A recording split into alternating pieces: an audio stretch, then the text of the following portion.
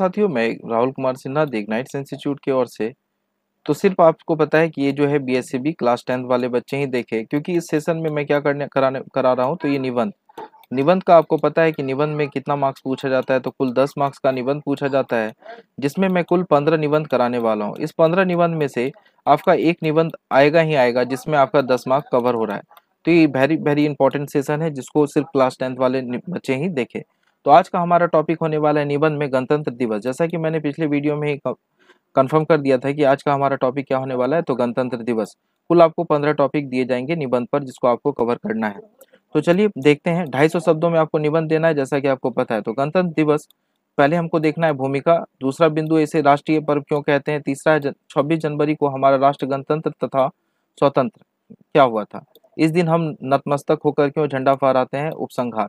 तो इन चार बिंदुओं पे हम लोग देखने वाले हैं कि हम लोग गणतंत्र दिवस पर इस कंप्लीट करेंगे इस 4 बिंदु पे निबंध को। चलिए देखते हैं। ये हमारा प्यारा सा लाल किला, जिसमें जो है गणतंत्र दिवस का झंडा फहराता हुआ।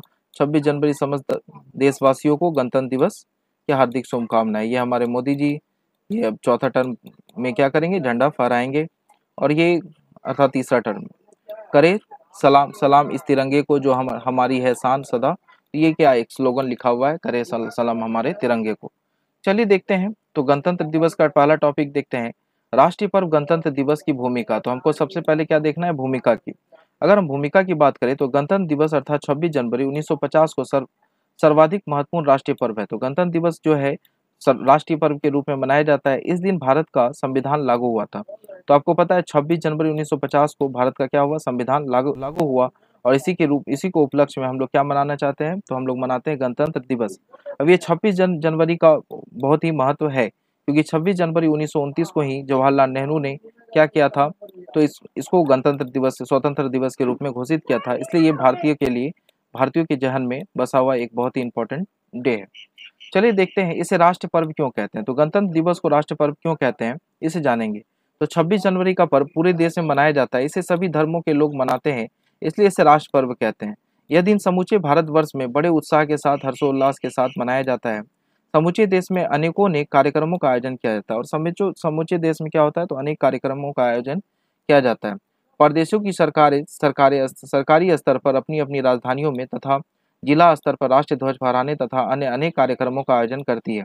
देश की राजधानी दिल्ली में इस राष्ट्र पर्व के लिए विशेष समारोह का आयोजन किया जाता है, जिसकी भव्यता देखनी बनती है। समूचे देश के विभिन्न भागों से असंख्य व्यक्ति इस समारोह में सम्मिलित होने तथा इनकी शोभा देखने के लिए आते हैं। तो आपको पता है गणतंत्र दिवस के उपलक्ष्य में दिल्ली के लाल किले में जो है समूचे देश से लोग पहुंचते हैं और इसके भव्यता का आनंद चखते हैं। गणतंत्र दिवस एक भाषण। अगर हम गणतंत्र दिवस की बात करें तो देख सकते हैं गणतंत्र दिवस का महत्व क्यों हो जाता है, क्योंकि जनता के द्वारा क्या हो जा रहा है, इस तिरंगे को उठाया जा रहा है, अर्थात जनता का योगदान को दर्शाया जाता है गणतंत्र दिवस।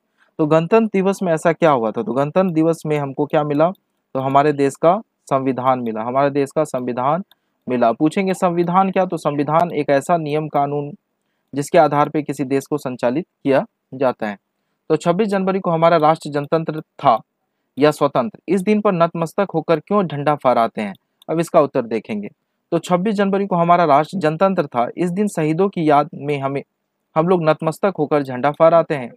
अर्थात हमको पता है इस गणतंत्र को पाने में हमारे शहीदों ने, स्वतंत्र और गणतंत्र दोनों को पाने में हमारे शहीदों ने कितने बलिदान दी, तब जाकर हमें ये स्वतंत्रता मिली। नई दिल्ली के इंडिया गेट के निकट राष्ट्रपति राष्ट्रीय धुन के साथ ध्वजारोहण करते हैं। उन्हें 31 तोपों की सलामी दी जाती है। राष्ट्रपति जल नभ तथा थल तीनों सेनाओं को टुकड़ियों का अभिवादन स्वीकार करते हैं। सैनिकों का सेना तान अपनी क्या करता है, तो अपनी साफ सुथरी वेशभूषा में कदम से कदम मिलाकर चलने का दृश्य बड़ा मनोहर होता है।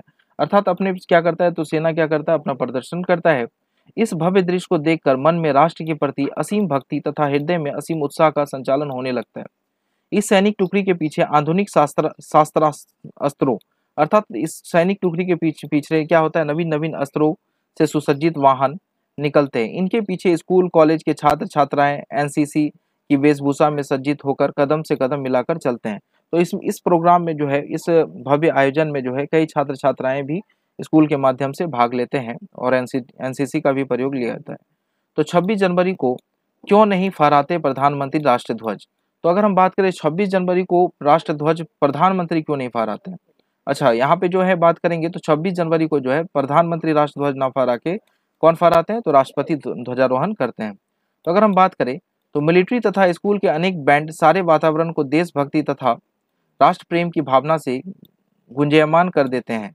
विभिन्न देशों को झांकियों वहाँ के सांस्कृतिक जीवन, यश, भूषा, रीति रिवाज और औद्योगिक तथा सामाजिक क्षेत्र में आए परिवर्तन का चित्रण प्रस्तुत करने में पूरी तरह समर्थ होते हैं। उन्हें देखकर भारत का बहुरंगी रूप सामने आता है। यह पर्व अतीव प्रेरणादायी होता है। तो हमको लगता है कि इस पूरे निबंध के माध्यम से मैंने आपको जनतंत्र को समझाया। इसमें कुल टॉपिक था 4, जिस टॉपिक को मैंने डिस्कशन किया। तो आप इस टॉपिक को एक बार देखकर और एक बार खुद से लिखकर इसको अच्छे से कवर कर सकते हैं। और ये भी जो है 2024 के लिए बहुत ही इंपॉर्टेंट होने वाला है निबंध। तो आज जो है चौथा निबंध कंप्लीट हो गया है। अब नेक्स्ट सेशन में हम लोग 5वां निबंध करेंगे। तो उम्मीद करता हूँ ये सेशन आपको समझ में आया होगा। अगर ये सेशन समझ में आया तो आप इसको लाइक, शेयर, सब्सक्राइब कर सकते हैं। आज के लिए इतना ही। धन्यवाद। जय हिंद।